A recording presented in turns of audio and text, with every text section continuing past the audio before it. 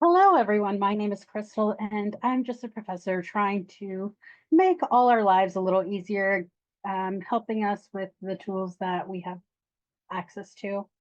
So this is a personal favorite of mine. It's Mentimeter, and it is something that I've become recently obsessed with. I decided to actually make this tutorial because I have a friend who wanted a guide on how to use it.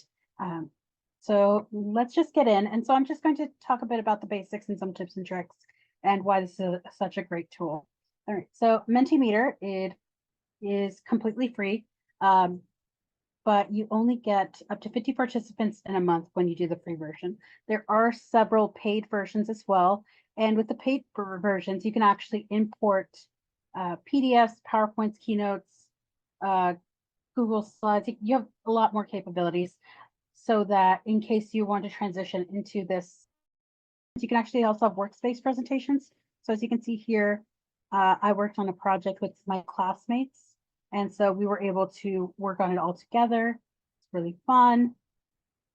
And so the best thing about Mentimeter is that it's very interactive and it's very intuitive. I'm going to show you a bit of the features first as well. So here is one I did for a class presentation on Mentimeter. And so you'll see a bit of results there.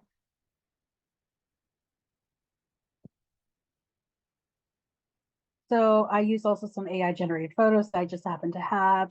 This is a demonstration for the students. As you can see, here is an agenda. You can actually have the option of having different reactions and you can pick which ones. You have a Q&A, and as you can see, here's some questions that some of my classmates asked. Make max number slide decks. And so you can have the option to have it pop up as you go on. And there's also this one right here, which is the commentary. And so it's got a lot of really cool features as well. And so here is something that you can see, as you can see, a word cloud. Here's what the different things my classmates said. I made sure to have a bit of a poll.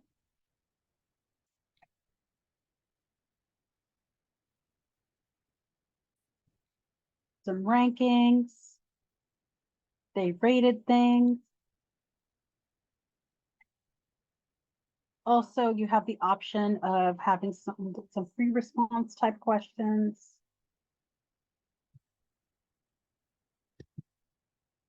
And so that's kind of the best aspect of Mentimeter.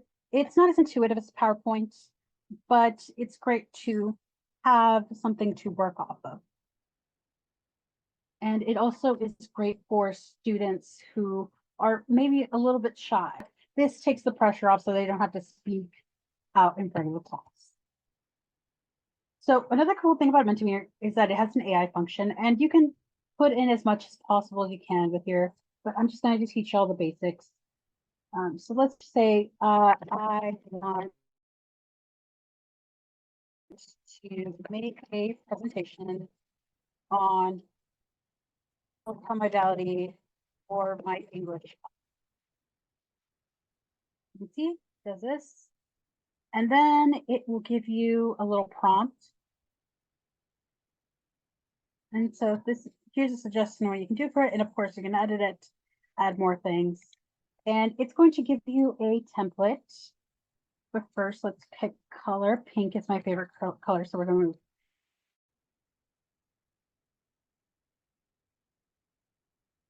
All right, so see, it gives you a first draft, and it has stock photos and everything as well. Oh, something I forgot to mention earlier is that you have a Menti code here, so that's how your students can join. You can also add a QR code. I personally don't like to have a QR code just because it's kind of unattractive and you can't really move it.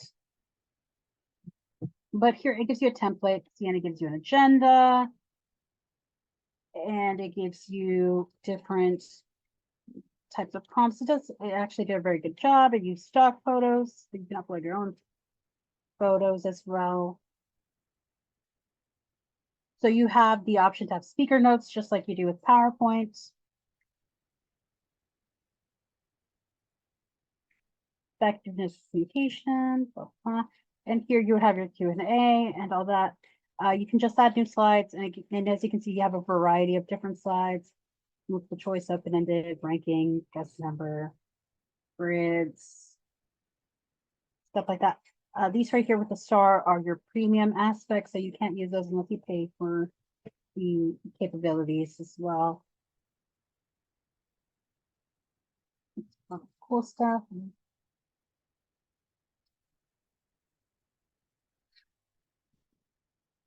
You can also drag and drop photos. You can change the different aspects. You can decide if you like the theme. You can change the theme as well. In order to create a theme, you have to, of course, pay for that as well. And here you can change the different reactions. You can enable Q&A in case you want students to be able to ask you things throughout the presentation. You can enable a live chat as well, as we discussed earlier. If you pay for Pro, you can make it so participant names are required. So if you want it to be a little less anonymous, you have that option. Anyways, I hope that this was helpful, and just know that I care about you, and I will see you next time. Bye.